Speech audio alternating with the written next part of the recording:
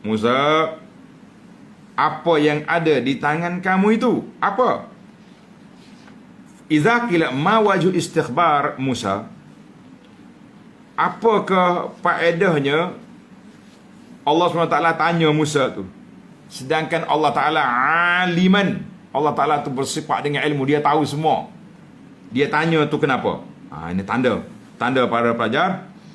Kenapa Allah SWT tanya Musa, apa ada di tangan kamu? Apakah hikmah soalan dan apakah rahsianya? Mari kita jawab di sini. Para ulama kata ada 4 sebab. 4 sebab, 4 jawapan.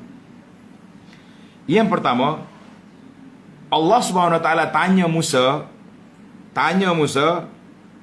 supaya Musa bagi jawapan bahawa yang ada di tangan aku ni kayu. Sebatang kayu, aku jadikan tongkat, aku bertongkat dengan dia, aku buat kait ambil daun-daun untuk makanan hayawan kambing aku dan lain-lain cerita. Sekarang ni Nabi Musa sudah pasti yang ada di tangan dia tongkat. Allah nak suruh Nabi Musa sedar bahawa itu kayu. Kayu ni tak hidup, kayu mati. Maka Allah SWT sekejap lagi akan tukar kayu ini menjadi hut ular. Ini benda pelik berlaku. Bila dia tukar jadi ular, ketika itu Nabi Musa kena sedar bahawa dia sekarang ini berada di hadapan kekuasaan Allah Azza wa Jalla yang sangat berkuasa atas dunia. Kamu jangan bimbang. Apa saja yang aku hantar kamu pergi jumpa Fir'aun ke jumpa siapa, jangan takut. Semua itu kecil belaka. Masya Allah, tabarakallah. Itu yang pertama.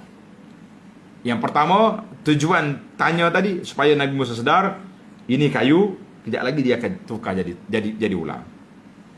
Sebab yang kedua, soalan yang kedua ditanya ala sabilil inasilah.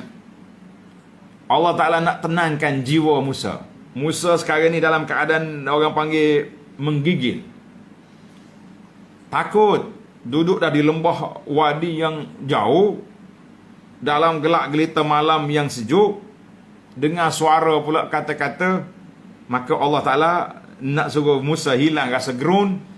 Dia tanya, apa dia ada di tangan kamu? Itu dia panggil sabilil inas. Macam kita lah kan, kita bila kita jumpa orang yang kita belum kenal, Islam ajar kepada kita macam mana kita nak tegur orang, bagi salam. Contoh kita masuk dalam majlis, tengok ada orang penuh sini, kita nak pergi mana, nak kata apa? Assalamualaikum. Waalaikumsalam. Apa khabar? Maknanya nak mula bercakap dulu. Waktu tu anak pergi di sebahagian negara Arab, kalau dia nak tegur kita, dia nak tahu kita ni dari mana, dia bagi salam, Assalamualaikum. Biasanya jawab salam tu Arab, Waalaikumsalam. Tapi apa dia tengok? Dia tengok jam. Seakan kita tengok, dia tanya kita jam berapa, tangan dia ada jam. Orang kata nak interaksi, nak tegur kan. Dari mana? Sebab tu kita kadang-kadang buat apa? Tengok orang tengah buat kerja, sedang menyangkul, tak sedang relax. Jadi dia tahu dah. Itu dia panggil inas, untuk mendekatkan, jinakkan keadaan. Yang ketiga, Allah tanya Nabi Musa tadi untuk ala wajhi taqrir, untuk Nabi Musa mengakui bahawa ini tongkat, tak boleh bergerak, tongkat ni kayu. Maknanya dia sudah akui bahawa alat di tangan dia tu tongkat, tapi kejap lagi dia bertukar menjadi ular. Yang keempat, sebab yang keempat, iqamatul bayyinati ladih.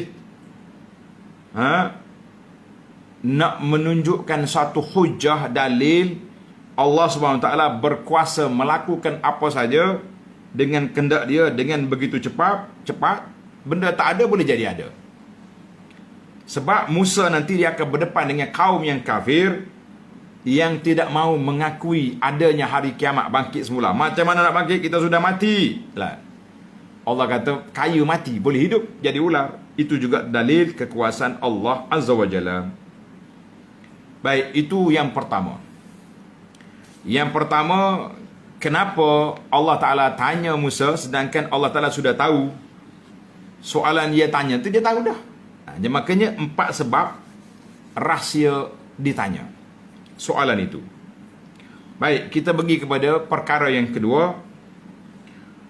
Perkara yang kedua, Allah tanya sepatah ya. Wa ma tilka biyaminik. Apa dia ada dia? Apa tangan kanan? Apa di tangan kamu? Bahasa Kelantan kata, gapo? Gapo tanganmu tu? Nah, gapo tanganmu maknanya apa ada di tangan kamu. Belajar bahasa sikit. Jadi Nabi Musa alaihissalam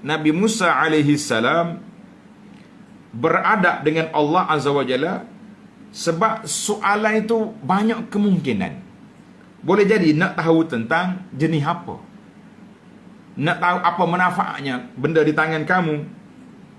Kalau kita nak kata, dah, kayu apa ni? Ni kayu. Apa jenis kayu? Kita kata kayu jati, kayu balut, macam-macam nama. Orang Arab panggil kayu tongkat Musa, dia panggil kayu balut. Kayu balut. Sekarang ni orang kata tongkat Musa, kayu koka. Macam-macam dia punya khurafat timbul. Kayu koka lah, kayu tu kayu ni. Orang buat pameran jual kayu koka. Bahtera Nabi Nuh lah, buat tasbih sampai 500 satu tasbih. Macam-macam dia punya cerita. Kalau orang pergi Mekah, masyhur dengan tongkat Nabi Musa ni, dia panggil kayu koka. Koka. Ada dalam blog saya, tengok dalam blog Abu Anah tu, tulis cerita kayu koka. Ada sahabat saya tulis, Ana share kat situ. Cerita ni cerita menarik lah kalau orang pergi Mekah kat cari kayu koka lah, kayu Nabi Musa ni. Bila soalan tu kemungkinan banyak jawapan, maka Nabi Musa beradab dengan Allah supaya Tuhan tak tanya 2 kali, dia jawab penuh. Dia jawab penuh. Sebab boleh kata kayu, boleh jadi soalan tu jenis kayu. Kayu apa tu? Boleh jadi fungsi kayu. Maka Nabi Musa jawab dua-dua.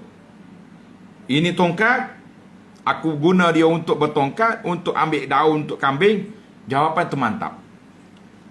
Kita ni para jemaah sekalian, kadang-kadang kita ni masalah bila nak berkenalan dengan orang atau memperkenalkan diri, payah sangat nak jawab tu kenapa? Ni ada orang telefon saya, Ustaz, ni Ustaz ke? Ya, saya. Saya nak tanya soalan boleh? Kata, insya-Allah kalau ada jawapan saya jawab. Bila kita balas balik, saudara siapa? Dia tak nak jawab dah. Saya kokak jawapan tak mau. Sepatutnya jawablah dengan jawapan yang betul. Saya Fulan bin Fulan dari tempat sekian-sekian. Masalah saya sekian-sekian, nak bertanya kepada Ustaz. Itu dia panggil beradab. Tengok Nabi Musa AS, dia jawab detail. Jawab detail supaya kemungkinan soalan tadi semua terjawab. Yang ketiga, tanda ni pelajar. Yang ketiga, soalan pendek memberi jawapan yang lengkap. Ini juga termasuk dalam kepentingan pendakwah. Kepentingan pendakwah.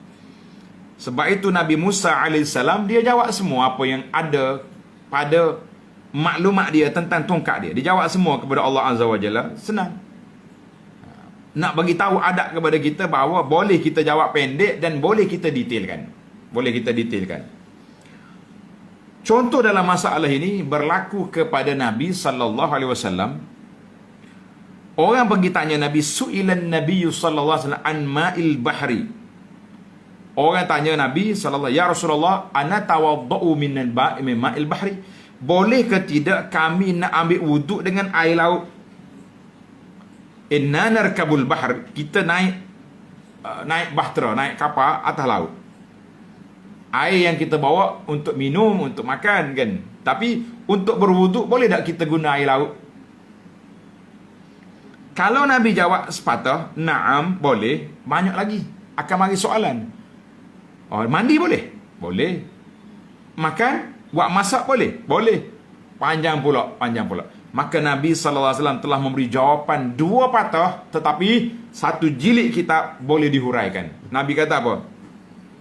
Huwa tahuru ma'uhu al-hillu maitatuhu. Airnya bersih, binatang, hayawan, bangkai dalam laut ini semua boleh dimakan. Allahu Akbar.